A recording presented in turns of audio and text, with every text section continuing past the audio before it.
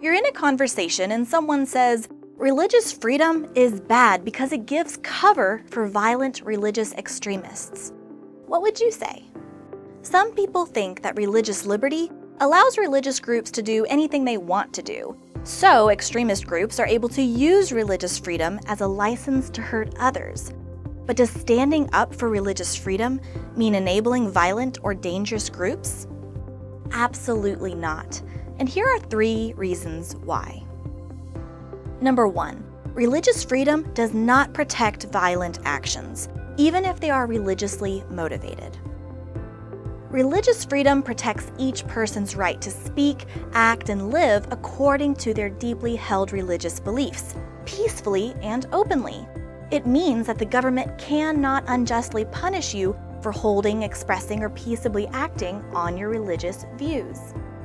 However, religious freedom does not translate to a blank check for violence in the name of religion.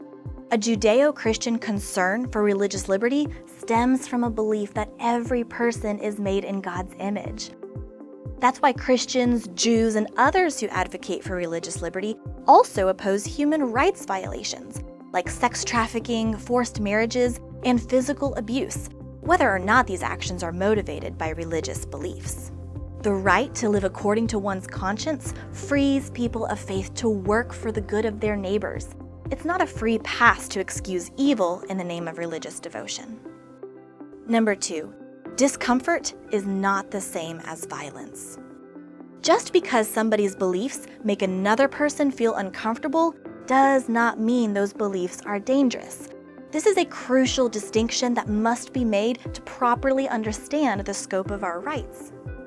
It is increasingly common on public school and university campuses, and even in the workforce, to claim that someone expressing their views is harmful, hateful, or even violent.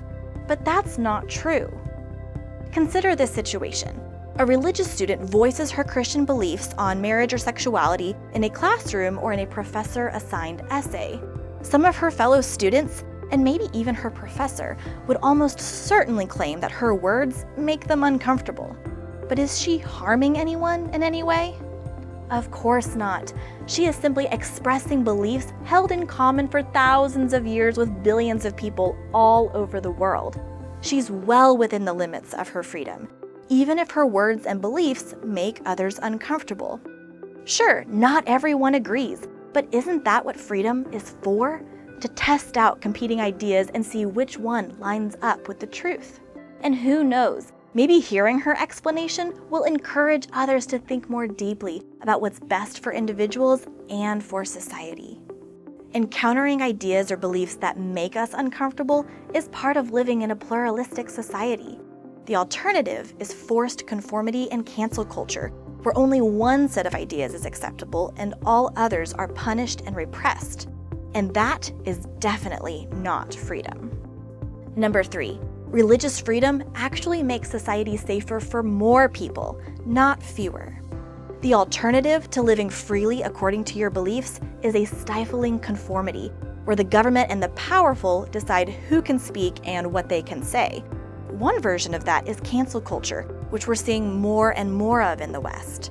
The other is outright totalitarianism.